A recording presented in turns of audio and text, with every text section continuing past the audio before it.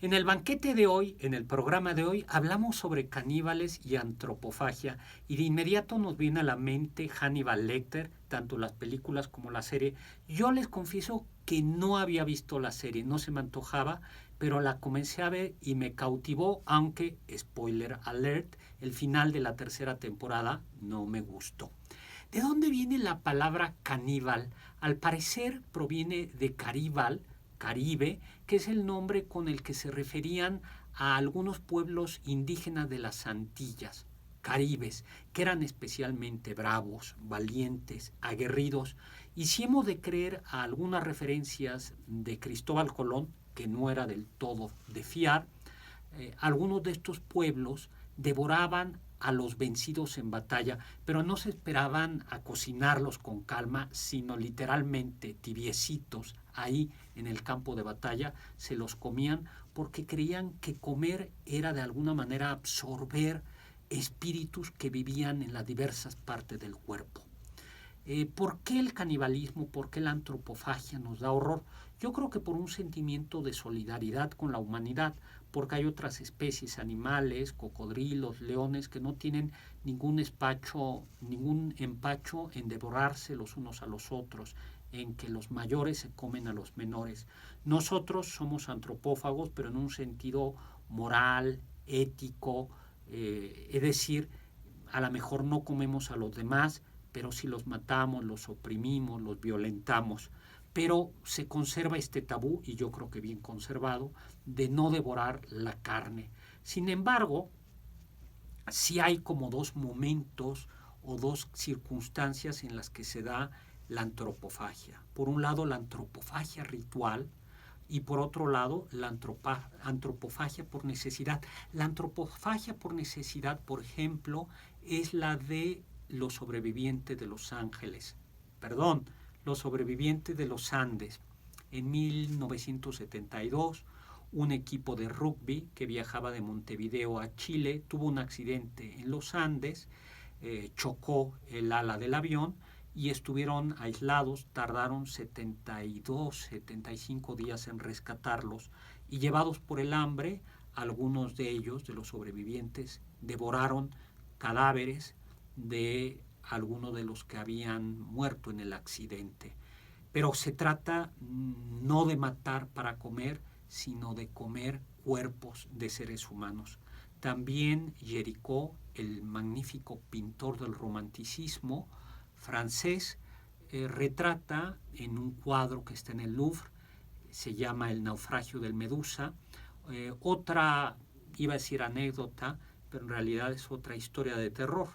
Unos náufragos en una pequeña lancha terminan devorando primero cuerpos y se dice que quizá no cadáveres, sino que quizá terminaron matando a alguna persona para comerse.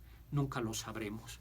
La antropofagia ritual es, en cambio, como esta de los caribes, aquella que por motivos militares, religiosos, de prestigio, se devora a otra persona. Por ejemplo, los mexicas, aunque hay que tener un cierto cuidado porque las fuentes que nos hablan de la antropofagia son fuentes adversas, es decir, cronistas, evangelizadores, que para justificar la conquista española de estas tierras insistieron mucho en que estos pueblos eran sodomitas, se embriagaban y practicaban la antropofagia, y que precisamente por eso los españoles tenían el derecho, o mejor, la misión de liberar a estos pueblos de la opresión de sus sacerdotes antropofágicos. Sin embargo, Fray Bernardino Sahagún y Motolinía también documentan esta práctica. Por ellos sabemos que al menos en la Gran Tenochtitlan se sacrificaba y al cautivo, después de sacarle el corazón, se levantaba por las escaleras e iba a dar a la plazoleta frente a las escaleras de la pirámide, donde el cuerpo era descuartizado y se llevaba a los diversos barrios. Se cocinaba guácala con maíz cocido. el origen de nuestro pozole. Y hay por ahí algunos códices donde se representan en ollas y con maíz piezas del ser humano. También, según alguno de estos cronistas, Moctezuma disfrutaba de la carne humana y a él se le reservaba el muslo. Sin embargo, en cualquier caso se trataba de una antropofagia ritual. También algunos de estos cronistas, aún entre ellos, nos dice que se amasaban unas figuritas hechas de amaranto, alegrías, que a veces llevaban un poco de miel negra de maguey en forma de dioses, pero que también frecuentemente se le ponía sangre o bien de cautivos o sangre del propio sangre de uno, se sacaban ellos sangre como un autosacrificio y que entonces esas figuritas amasadas con esa sangre eran una manera de comulgar con los dioses y por eso algunos evangelizadores intentaron prohibir el cultivo del amaranto. Por supuesto y por suerte no prosperó. Sin embargo, a mí me parece que hay un texto fundamental, que es el texto de Montaigne sobre el canibalismo. Este filósofo francés comienza a hablar sobre el canibalismo de algunas tribus de Brasil y lo que va a decir es que la supuesta superioridad de Occidente es muy relativa, porque dirá, los caníbales de allá comen cuerpos, personas que han muerto, mientras que nosotros somos capaces de quemar vivos a las personas por motivos religiosos. El canibalismo, la antropofagia, aparece en la mitología griega. Saturno, que devora a sus propios hijos, Tántalo, que era un rey mitológico también, que se llevaba muy bien con los dioses y que, llevado por esa vanidad, le ofrece un banquete a los dioses en la que pues avienta la punta de servir a su propio hijo, Pélope, estofado.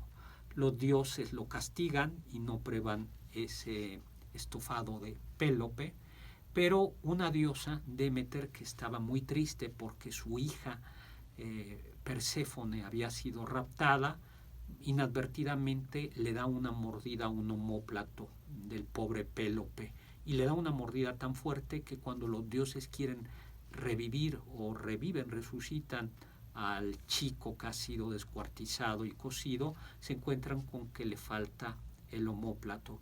Dioses, al fin y al cabo, le piden a las deidades del infierno que sustituyan ese omóplato por uno de marfil. Bueno, pues como ven, el canibalismo, la antropofagia es todo un tema que va mucho más allá de Hannibal Lecter. Yo soy Héctor Zagal, mi Twitter @hzagal, Zagal con Z, y recuerden, sapere aude, atrévete a saber.